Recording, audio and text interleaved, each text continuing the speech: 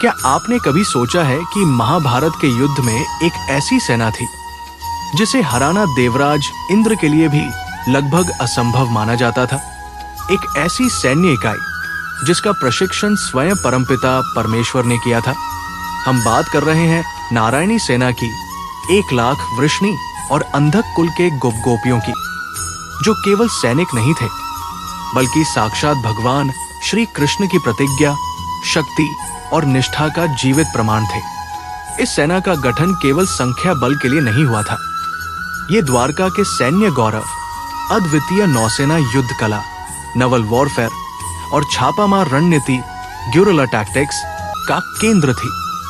उन्हें किसी सामान्य गुरु से नहीं बल्कि कृष्ण और बलराम के सीधे मार्गदर्शन में प्रशिक्षित किया गया था।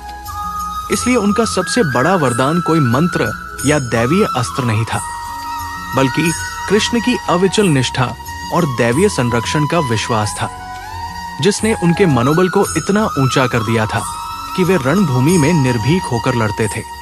इस अजेय सेना का औपचारिक सेनापति तो कृष्ण के भाई बलराम थे, जो गदा युद्ध के महानतम आचार्य थे। लेकिन जब युद्ध अवश्यंभावी हो गया तो बलराम जी ने धर्म संकट से बचने के लिए तटस्थता का मार्ग अपनाया। और यहीं से कहानी में वो सस्पेंस आता है जिसने पूरे महाभारत की नियति पलट दी। युद्ध से पहले अहंकारी दुर्योधन और विनम्र अर्जुन दोनों द्वारका पहुंचे।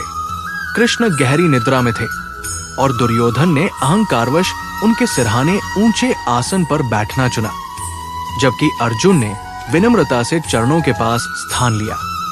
कृष्ण के जागने पर उन्होंने पहले अर्जुन को देखा और न्याय व शिष्टाचार का पालन करते हुए छोटे होने के नाते अर्जुन को पहले चुनाव का अधिकार दिया। कृष्ण ने उनके सामने 2 बेजोड़ विकल्प रखे।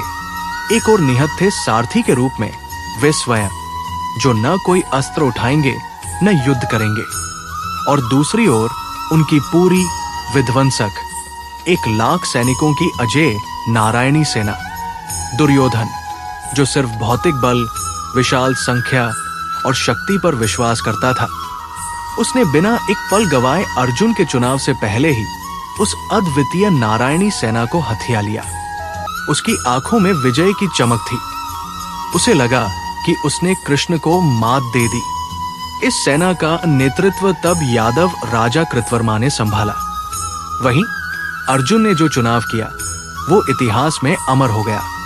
उसने भौतिक बल को तुच्छ मानते हुए विवेक, मार्गदर्शन और धर्म को चुना, यानी निहत थे भगवान कृष्ण को अपने रथ का सारथी स्वीकार किया। दुर्योधन नारायणी सेना को पाकर अपनी जीत को निश्चित मान चुका था।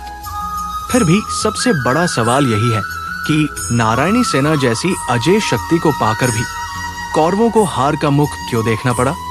इसका उत्तर केवल रणभूमि में नहीं बल्कि दार्शनिक और नैतिक धरातल पर छिपा है। कौरवों की हार का सबसे बड़ा कारण था दुर्योधन का चुनाव। उसने साधन नारायणी सेना को चुना, पर साध्य, धर्म और कृष्ण का विवेक को खो दिया। नारायणी सेना भौतिक शक्ति का प्रतीक थी, लेकिन वो कृष्ण के रणनीतिक मार्गदर्शन के सामने बेअसर हो गई। कृष्ण ने सारथी बनकर युद्ध के हर निर्णायक क्षण पर ऐसी दैवीय और कूटनीतिक चालें चली जो नारायणी सेना के बल के बूते असंभव थी।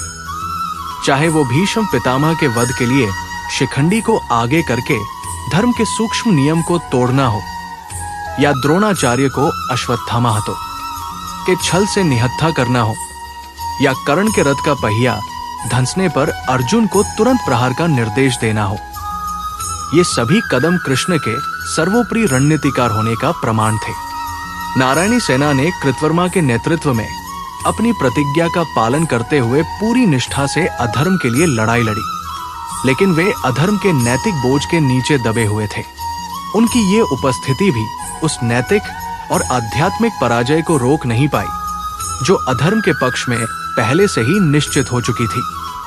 अंततः महाभारत का युद्ध यही सिद्ध करता है कि भौतिक शक्ति, चाहे वो नारायणी सेना जितनी भी विशाल क्यों न हो, कभी भी दैवीय इच्छा शक्ति और धर्म पर विजय प्राप्त नहीं कर सकती। और यही कारण था कि कि नारायणी सेना के होते हुए भी विजय का मुकुट पांडवों के सिर पर सजा।